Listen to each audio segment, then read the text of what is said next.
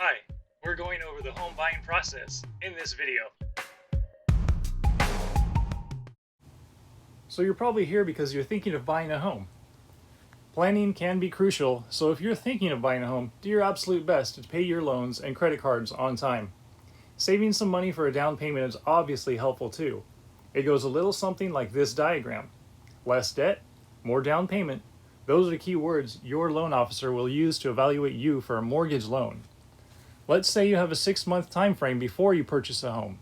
This chart shows the goal is to decrease your liabilities, such as credit card debt or an auto loan, over time, and saving to increase your down payment over those 6 months. This will help you on the day you need that mortgage loan.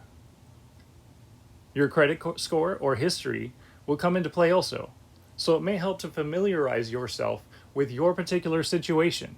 Besides your down payment amount and income history, if you want the absolute best rate for a mortgage loan, you will have to have a credit score about 760 or above. Go through a mortgage lender and find out how much you are pre-approved for based on your credit, down payment, and income history. These are a few brokers and lenders that I've worked with. Don't worry about settling on one lender at this time. You can compare a few if you'd like. Your next step, if you haven't already met me, is come to me. I will take your questions, concerns, and approval amounts to be able to guide you to a home you love. I can go over the range of homes, cities, and neighborhoods you may be happy with. As your agent, I devote my time to you. I have no issue communicating via text, phone, email, Zoom, whatever. Not a problem. I have some reviews on my website and Facebook you can check out. I don't pay Yelp or Zillow so I can have a crazy clean and long review history or to pay for leads. I believe it's a dishonest waste of your money. I'd rather use the funds to ensure you're getting the best representation on your deal. So let's get down to it. Maybe you'd like a 2-bed multi-level in a bustling neighborhood, a 3 to 4 bed in the suburbs, or a 3 to 4 bed near city life, but far enough to be quiet. Maybe you want a yard, a place for a horse, a place to store your boat or RV. There are many other things to consider like park access, school availability, proximity to shopping, your favorite sports facilities, and so on.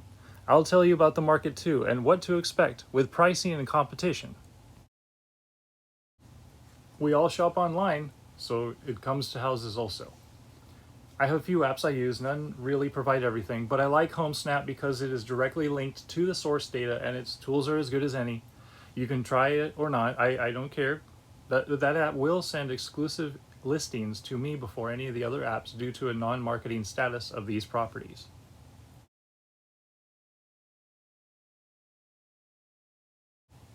Now comes the fun part, actually looking at the property you might buy. This can be tiresome and stressful, but don't worry, I've done this process in your shoes also. I tend to keep on pushing to see more homes. I'm always taking in information.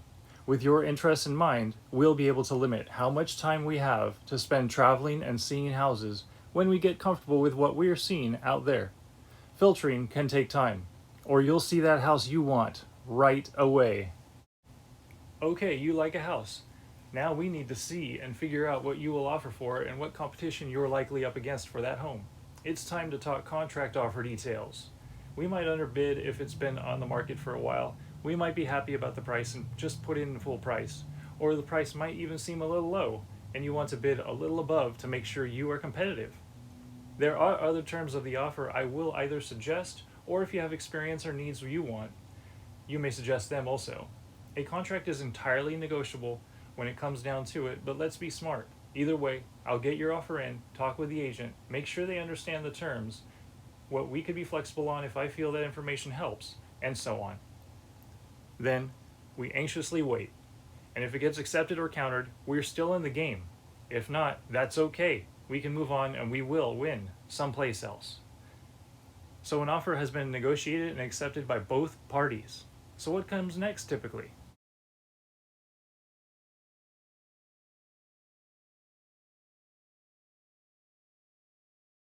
That's right. The start of escrow begins after the signing of all parties. Typically, the next is an earnest money deposit by you, the buyer. Some of the money that goes towards the purchase of the home will go into an escrow account to basically say to the seller, you're putting skin in the game. Speaking of money, throughout all of escrow under a purchase paid for by securing a mortgage. In addition to me, you will be in constant contact with your lender to make sure the loan process moves along. Keeping in constant contact with your lender and timely action of all requests are extremely important in ensuring a smooth process. We don't want bad things to happen, do we? Like the loss of a deposit or payment of extra fees to satisfy the seller for any delays, or potentially the loss of ability to secure the home. Speaking of all these details, I will certainly be sweating out too. I make sure all parties are in constant contact, keeping everybody as happy as possible with the progress and action items. So let's get back to the steps of escrow. As a smart buyer, you will also review all sorts of disclosures and reports from the seller. This is basically an inspection of documents.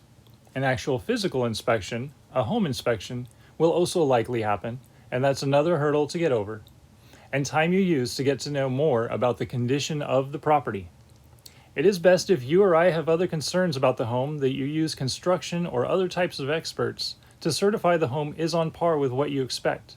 Your contingencies passed based on the outcome of the inspections, and the biggest final contingency will probably be the final loan approval.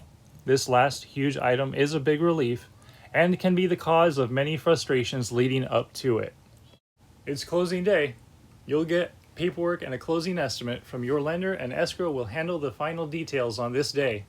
You'll sign a lot of documents on that day, and the county will later record everything, and you'll get those keys. What a trip it will be. Every home purchase is unique, and it's a proud thing to own a home. Congratulations. Here's an important thing. Owning a home is a big responsibility. Up until that point, I have helped you secure your goal. It has been my pleasure to take part in this journey with you. That was my review of the home buying process. Each time is different, and every person has their own unique experiences. It's like a fingerprint in a neighborhood. I hope you will have an awesome impact on your neighborhood and it treats you well. Maybe I'll see you around. I hope to hear your story. Take care.